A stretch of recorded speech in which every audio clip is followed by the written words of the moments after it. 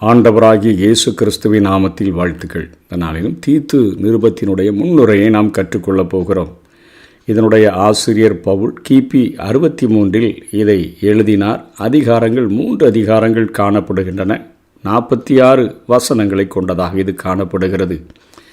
1 தீமோத்தேயுவில் சுவிசேஷத்தை பாதுகாப்பதற்கு ஒரு அருமையான அழைப்பை அங்கே தீமோத்தேயுவுக்கும் நமக்கும் பவுல் அப்போஸ்தலன் கொடுக்கிறதை கற்றுக்கொள்ள முடியும். அதனைத் தொடர்ந்து 2 தீமோத்தேயுவில் சுவிசேஷத்தை அறிவிப்பதற்கான ஒரு மகா பெரிய அழைப்பை கொடுத்து அங்கே தீமோத்தேயுவை உற்சாகப்படுத்துகிற பவுல் அப்போஸ்தலன் நம்மையும் உற்சாகப்படுத்துகிறதை கற்றுக்கொள்ள முடியும்.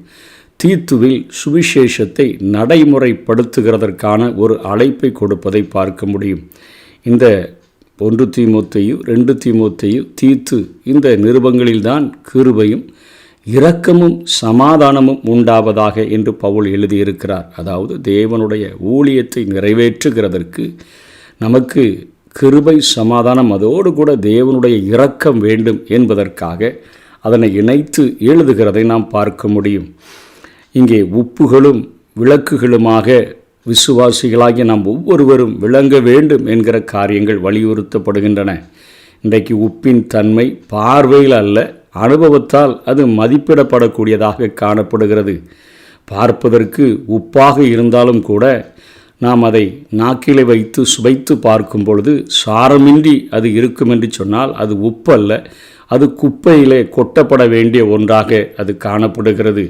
அதே போல் விளக்கு நம்முடைய கரங்களில் இருக்கும் என்று சொன்னால் அது இருள் காலத்தில் அது கட்டாயம் நமக்கு அவசியம். தேவையான நேரத்தில் அந்த விளக்கு அணைந்து போமாயின் அதனுடைய அவசியமும் நமக்கு தேவையில்லாத ஒன்றாக மாறிவிடும். அதை தூரே எரிந்துவிடக்கூடிய ஒரு சூழ்நிலை உருவாகிவிடும். ஆகவே ஒரு பார்வையில் உப்பாக இல்லாதபடி அனுபவத்தால் உப்பாக இருப்பதற்கும் இருள் நிறைந்த சூழ்நிலைகளின் மத்தியில் ஜனங்களுக்கு ஒரு விளக்காக காணப்படுகிறதற்கும் நாம் இந்த உலகத்தில் நமக்காக அல்ல, மற்றவர்களுக்காக, அதாவது பிரயோஜனம் உள்ளவர்களாக வாழ வேண்டும் என்று சொல்லித்தான் இந்த நிருபத்திலே நாம் கற்றுக்கொள்ள முடியும்.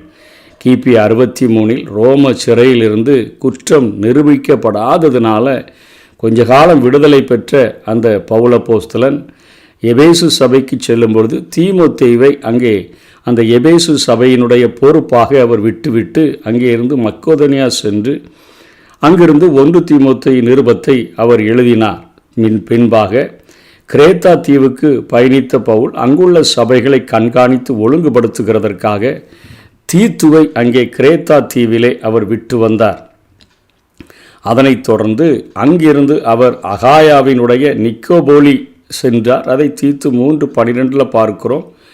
நிக்கோபோலி அல்லது மக்கோதோனியாவில் வைத்து தீத்துவுக்கு இந்த கடிதத்தை அவர் எழுதியிருக்கிறார். அதன் பின்புதான் அவர் அங்கே துரோவா சென்றபோது பவுல், அது 2 தீமோத்தேயு 4:13 பார்க்கிறோம், திடீரென அவர் கைது செய்யப்பட்டு அங்கே சிறை வைக்கப்பட்டார். அந்த நாட்களில்தான் அந்த கைது நடவடிக்கையானது கொடியதாக இருந்தது. சுவிசேஷம் அறிவிப்பது ஒரு சட்டவிரோதமான ஒரு கொலை குற்றத்திற்கு சமமான ஒரு செயல் என்று சொல்லி அவரை அங்கே குளிர் நிறைந்த ஒரு சிறையிலே, ரோம சிறையிலே அடைத்து விட்டார்கள். இங்கிருந்து தான் 2 தீமோத்தேயு என்கிற நிருபத்தை அவர் எழுதுகிறார். கிபி 67 அவர் இரத்த சாட்சியாக அவர் மரித்தார். இங்கே தீத்துவை பற்றி சில குறிப்புகளை நம்ம வேதத்திலிருந்து பார்க்க முடியும். இவர் பிறப்பில் இவர் கிரேக்கர், அதாவது புறஜாதி. இதை கலாத்தியர் 2:3 நம்ம பார்க்க முடியும். ஆனாலும் என்னோடு கூட இருந்த தீத்து கிரேக்கனாக இருந்தும் விருத்த சேதனம் பண்ணி கொள்ளும்படிக்கு கட்டாயம் பண்ணப்படவில்லை. பவுலின் ஊழியத்தால் இவர் ரட்சிக்கப்பட்டார் என்கிறதை நாம் தெளிவாக உணர்ந்து கொள்ள முடிகிறது. எருசலேமில் நடந்த ஒரு எருசலேம் கவுன்சிலில் இவர் கலந்து கொண்டார். அப்போஸ்தலர் 15வது அதிகாரம் 2ஆம் வசனத்தில் அங்கே ஒரு பெரிய ஒரு கவுன்சிலிங் நடக்கும் பொழுது இவரும் பவுலோடு கூட இவர் இருந்தார். கொரிந்து சபையில் பல சிக்கல்கள் ஏற்பட்ட பொழுதும் பவுலால் பேசி தீர்க்கும்படி இவர் அனுப்பப்பட்டார்.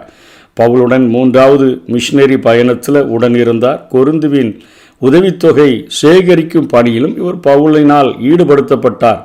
பவுலினுடைய கிரேத்தா தீவில் சபை பொறுப்புகளை கவனிக்கும்படியாக இவர் அனுப்பப்பட்டார் என்கிறதை அங்கே நிருபங்களிலே ஆங்காங்கே இருக்கக்கூடிய வசனங்களை கொண்டு நாம் கற்றுக்கொள்ள முடியும். இந்த கிரேத்தா தீவில் தான் இவர் அங்கே இருக்கக்கூடிய சபைகளுக்கு பொறுப்பாக நியமிக்கப்பட்டார். இந்த கிரேத்தா தீவு என்பது தென்மேற்கு கிரீசு பகுதியில் இது அமைந்திருக்கிறது. இந்த தீவினுடைய நீளம் சுமார் 150 மைல்கள், அந்த நாட்களிலே அகலம் சுமார் 30 மைல்கள். மத்திய தரைக்கடல் தீவுகளில் இது ஒரு பெரிய தீவாக இது விளங்கியது. சுமார் 100 பட்டணங்களை கொண்டு மலைகளாலும் செழிப்பான பள்ளத்தாக்குகளாலும் நிறைந்து காணப்பட்ட ஒரு தீவாக இது இருந்தது. இங்குள்ள உயர்ந்த மலையான ஐடாதான் இது கிரேக்க தேவனான சியூஸ் பிறந்த ஒரு இடம் என்று சொல்லி இது கருதப்படுகிறது. கிரேத்தியர் இங்கே பெலிஸ்தர்களுக்கு உறவினர்கள் என்று நாம் பார்க்க முடியும். காட்டு மிராண்டி பண்புடையவர்கள் என்பதை தீத்து 1வது அதிகாரம் 12வது வசனத்தில் இங்கே பவுல் சொல்லுகிறார். கிரேத்தா தீவார் ஒயோயா பொய்யர் துஷ்ட மிருகங்கள் பெருவயிற்று சோம்பேறிகள் என்று அவர்களில் ஒருவனாகி அவர்கள் தீர்க்கதரிசியானவனே சொல்லி இருக்கிறான் என்று இந்த தீத்துக்கு எழுதின கடிதத்தில் அந்த கிரேத்தா தீவாருடைய அந்த கேரக்டரை இங்கே பவுல் அப்போஸ்தலன் எழுதுகிறதை பார்க்கிறோம். இங்கே பவுலின் மூலமாக சபை ஸ்தாபிக்கப்படவில்லை. அப்போஸ்தலர் 2வது அதிகாரம் 11வது வசனத்தில் அந்த பெந்தேகோஸ்தே என்கிற நாள் வந்தபொழுது எல்லாரும் ஒரு இடத்துல கூடி வந்தார்களே, அந்த இடத்துல அந்த எருசலேமில் கிரேத்தரும் அங்கே இருந்ததாக நாம் வேதத்திலே பார்க்கிறோம். அப்போஸ்தலர் 2:21 நாம் பார்க்கிறோம். ஆகவே அங்கிருந்த ஒரு சிலரால் இந்த சபைகள் தொடங்கப்பட்டிருக்கலாம்.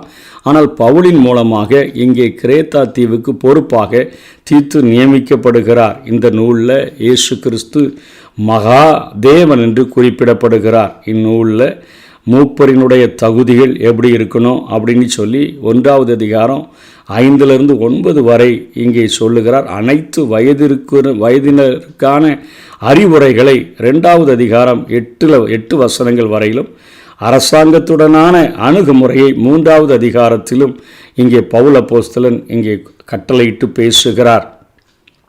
முன்னுரையாக சபையின் மூப்பர்கள் எப்படி இருக்கணும், அதே போல் சபையில் மாயக்காரர்களை குறித்து, சபையின் ஒழுங்குகள், அதாவது ஊழியக்காரனுடைய கடமைகள், தேவ கிருபையை நாடுகிற நடத்தைகள் உடையதாக இருக்கணும். நடப்பிக்க வேண்டிய நன்னடத்தைகள், அரசாங்க தொடர்பில் நம்ம எப்படி நன்னடத்தை உள்ளவங்களாக இருக்கணும், பலதர மக்களுடைய தொடர்பில் எப்படி நன்னடத்தை உள்ளவங்களாக இருக்கணும், பொய் போதகர்களுடைய தொடர்பில் நம்முடைய நடக்கைகள் எப்படி இருக்கணும் அப்படின்னு சொல்லி எழுதி கடைசியில் 3வது அதிகாரம் 12வது வசனத்திலிருந்து பவுல் தன்னுடைய எண்ண ஓட்டங்களை எழுதி அங்கே வாழ்த்து கூறி ஆசீர்வதித்து இந்த கடிதத்தை முடிக்கிறதை நாம் பார்க்க முடியும். ஆகவே இந்த கடிதத்தின் மூலமாக சுவிசேஷத்தை நடைமுறைப்படுத்துகிற ஒரு அழைப்பை தீத்து பெற்றது போல ஆண்டவருடைய பிள்ளைகளாகிய ஆண்டவருடைய ஊழியத்தை செய்கிற ஒவ்வொருவரும் சுவிசேஷத்தை நடைமுறைப்படுத்துகிறதற்கு அழைப்பு பெற்றிருக்கிறோம்.